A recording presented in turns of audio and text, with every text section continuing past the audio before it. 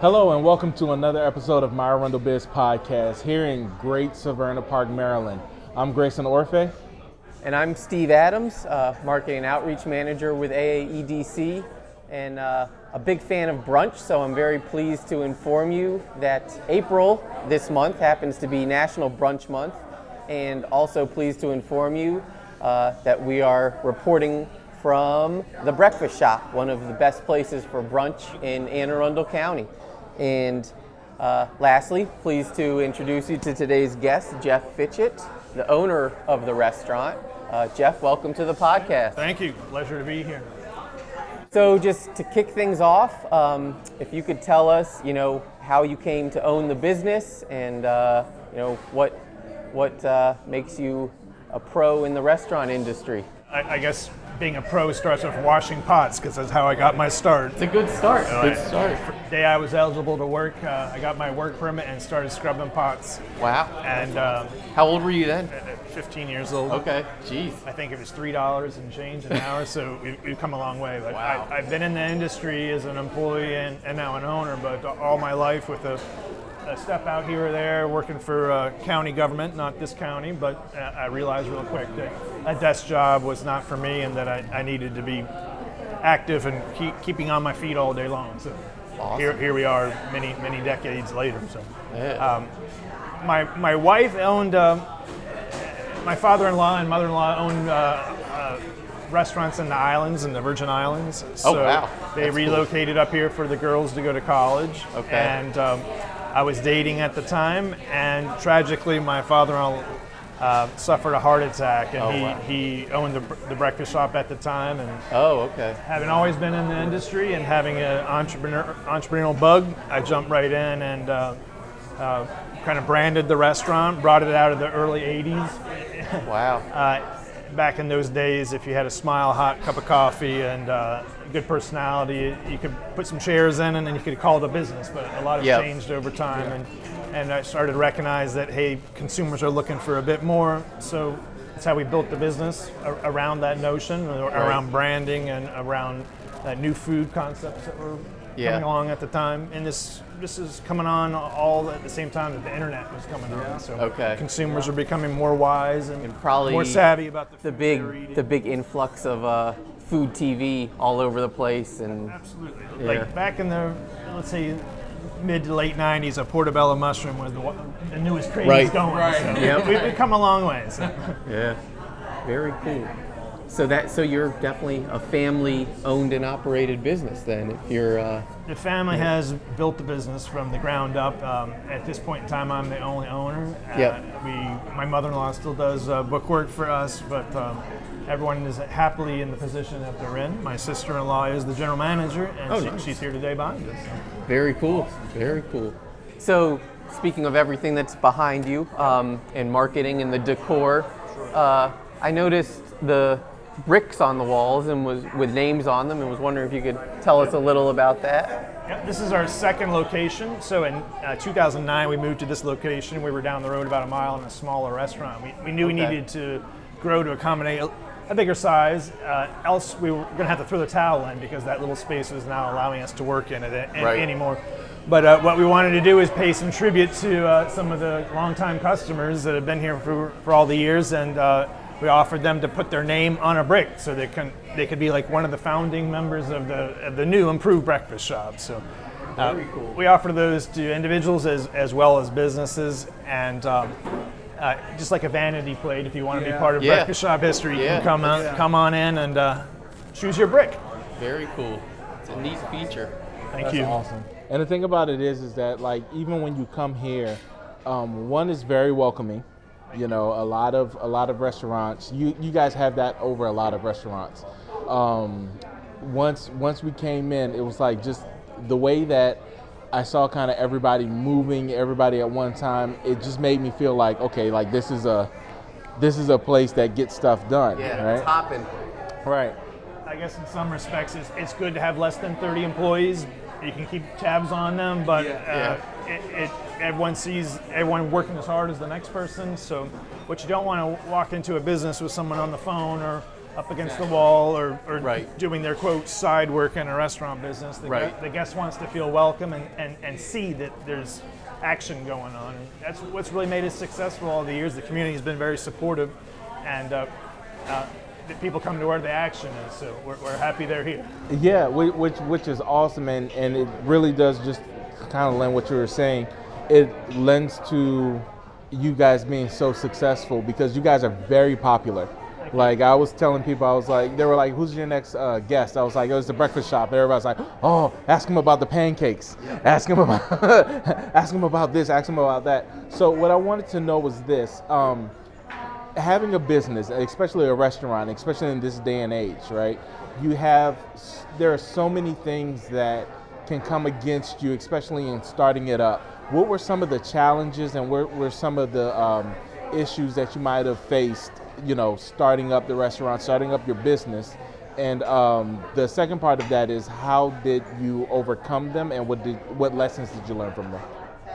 Yeah, I guess the restaurant business is probably one of the toughest businesses out there. Yeah. So because of the untimely death of my father-in-law, I was kind of thrust into it. But like I said, I had an entrepreneurial bug and a lot of energy at 23 years old. So I knew I could invest infinite amount of time for a return that would come later. It's a really early age, not to interrupt, but man, I could not have inherited a business at 23 for sure. Well, I didn't know I was sacrificing at the time, but I had a longer term plan, realizing, hey, if I put the work in now, the reward will come later.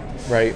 So that was a sacrifice, just in all the time that it took. Fortunately, it's a breakfast restaurant, so you do get to go home and be with your family at the end of the day, so that really worked well for us. Just learning, what does the customer want?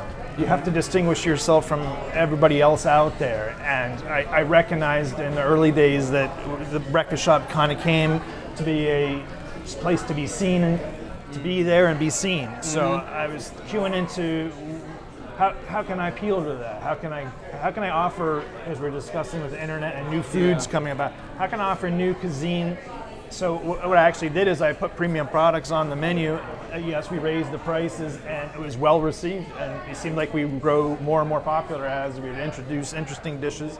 Now, I do have a history from living throughout Europe and South America, growing up as a kid, so I kind of brought those ideas and flavors into the whole mix. Yeah. Like I said, it was well received by the community. Yeah, it makes you guys stand apart. Yeah, that's awesome. So then I guess if, for viewers out there and listeners, whether it's wanting to potentially become a restaurant owner or, an owner of any other type of business, what are some lessons in terms of, what to look for in a good employee, what to think about, especially to your point, if you're going to bring a new menu item on or, a new product offering, what are some top snippets of advice, I guess? Well, for any business, and especially in the restaurant business, and I'm drawing on all I've ever learned from other people. And one thing stands out in mind is you always have to have your unique selling proposition. USP.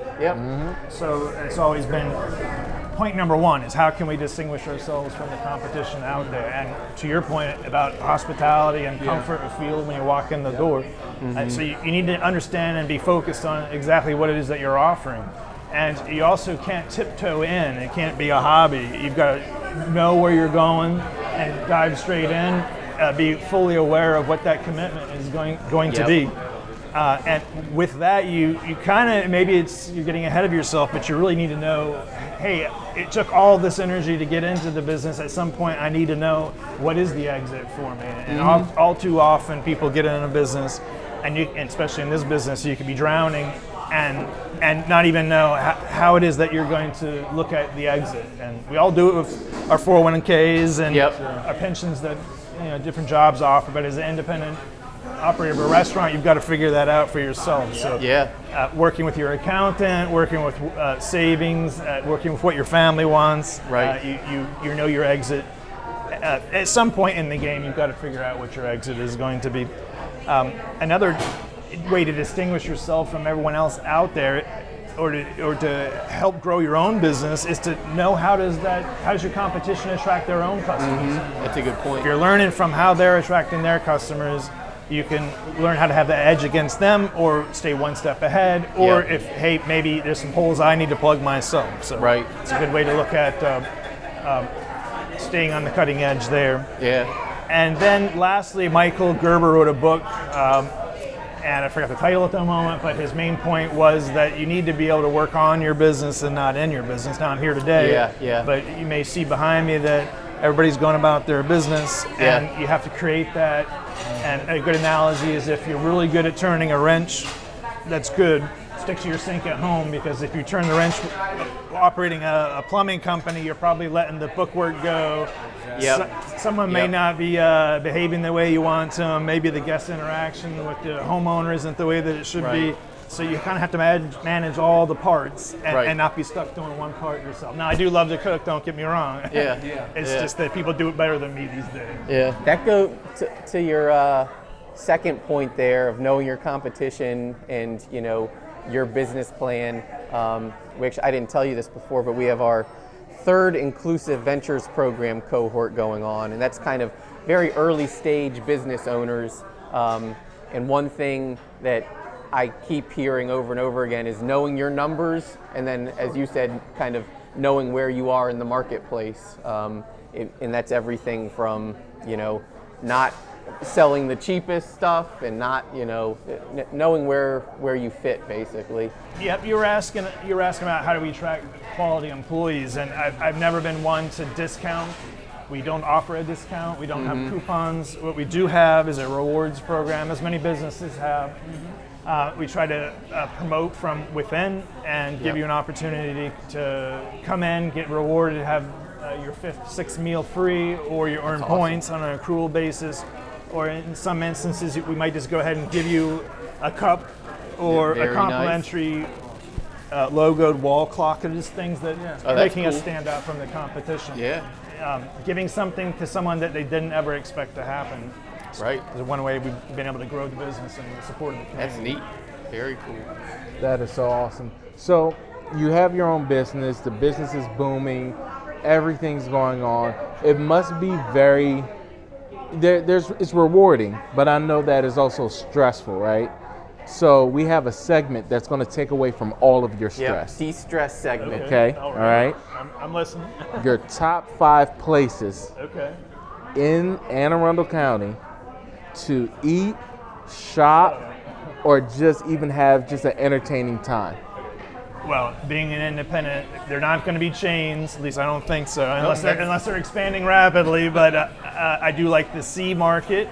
Right here as Route 2 and Route 10 converge. They have true Maryland crabs. So I've been there a number of times, and you can check them out on Facebook and get the crabs of the day. So it's one of my regular stops in the summertime before heading across the bridge to my parents' place. The Wingman, I've noticed, has a new operation going on. He has a food truck, and he's down here on the northbound side of Ritchie Highway, just north of the college. And I'm a big proponent of people, as I started very young, getting out and expanding their entrepreneurial wings. So good stuff there. Clement Hardware, and all these people are customers of ours also, but for many years hopping right over there to buy a need for the business and getting to know Gordon over at Clement Hardware. So happy to patronize his business as he does ours. Goska's Liquors, been in town for a real long time, and that's on my way out, so conveniently located there. I just remember seeing on social, they had a notable anniversary because they've been around so long. And really nice guys. You were mentioning how you greeted coming in a business. And you know right away if you want to patronize that business or not. And also customer of ours, and they've been coming for decades, Severna Park Auto. And we've had our vehicles serviced over there, business vehicles, personal vehicles, and happy to patronize their business. It really is about community. It's kind of like I go to your business, you come to my business, and in that atmosphere, in that whole thing, you just grow. And it's just, you know, it's so awesome. And that's the one thing that I really admire about Anne Arundel County, is because all the small businesses all come together. And it's great. It's great. I wanted to say one of the biggest keys to opening a business is to always turn that sign to open. Mm-hmm. You've got to do it a number of times, over and over and over again, year after year after year. And I discussed with my managers that sometimes we open to fail. And don't get me wrong, I want to explain what that is that you look for the failures of the day so you can find a way to get past them or correct them right away. Yep. I mean, hopefully everything's going good, but you don't want to ever take anything for granted. So do everything right, and hopefully you're going to have smooth sailing for the day. But really, you need to be looking for the failures because we're all going to have them, and we need to figure out how to put those fires out fast. Yeah. And learn from all your failures, your hopefully low number of failures, but use them as learning opportunities. That makes a lot and of the sense. Community has been supportive of the whole initiative here. It's nothing, I mean, you mentioned the pancakes, how delicious they are, and we have our secret recipe, but we just try to do the right thing every day. Yeah. And the community rewards us. There's no magic formula other than opening a sign to open every single day, doing the right thing, and then letting the community build the business for us. Really. Right. Well, a natural segue there, speaking of pancakes, is I'd like to know your top 5 menu items, whether they're, had them since day one or short-term specials like the massive pancakes we have all seen on your Food Network segment. I'd like to know those 5, and then a follow-up is your 5 favorite memories about the Breakfast Shop throughout your time of owning it. Okay, well, I'd have to start with the backpacker's pie, which is what I saw that on the menu. Your kitchen sink type. Other people describe as a kitchen sink type. Yep. It's a scrambler with 12 ingredients in there. Wow. And if you get 2 sizes, I made a smaller one called the knapsacker pie because what people were telling me is they'd come to the Breakfast Shop for breakfast, lunch, and dinner. And it gets better like lasagna, as it says. So definitely the backpacker's pie. Yep. The second one that immediately comes to mind is the Benny's Bonanza. Yep. And basically this is one of everything. It's the best deal on breakfast in the United States. It has to be. You get a quarter waffle, we'll a include piece that of in the French write-up. toast. We will put quotes, just like the best coffee in New York City that, we will brand it. That is a big draw for people. You kind of get one of everything. So if you want to taste our little secret recipe on everything, get the Benny's Bonanza. Being a seafood lover, and it says right on the menu, chef owner's favorite is our shrimp and avocado omelet.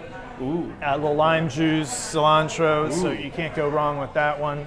Very nice. And I lived in Italy for a while, so I did name a sandwich. It's called a sidekick sandwich, and that's the Via Mia, and that has a little bit of fresh basil and roasted tomatoes. Nice. And it comes on a ciabatta roll, and you get a choice of a side.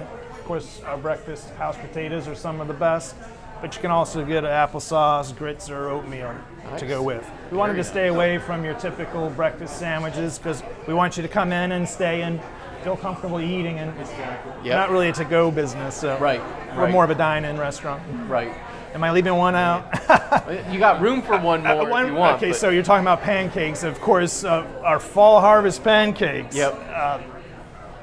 Way before the PSL pumpkin spice latte, and this is the original pumpkin spice right here in Severna Park. We created fall harvest pancakes. It just made sense. So you use real pumpkin, put it in the pancake mix, find the right balance of seasoning, and we've been serving that for probably 20 years. That's awesome. And we were so popular with that it did attract the Food Network to come out, and they challenged us to make a really big monster stack. Which is not available.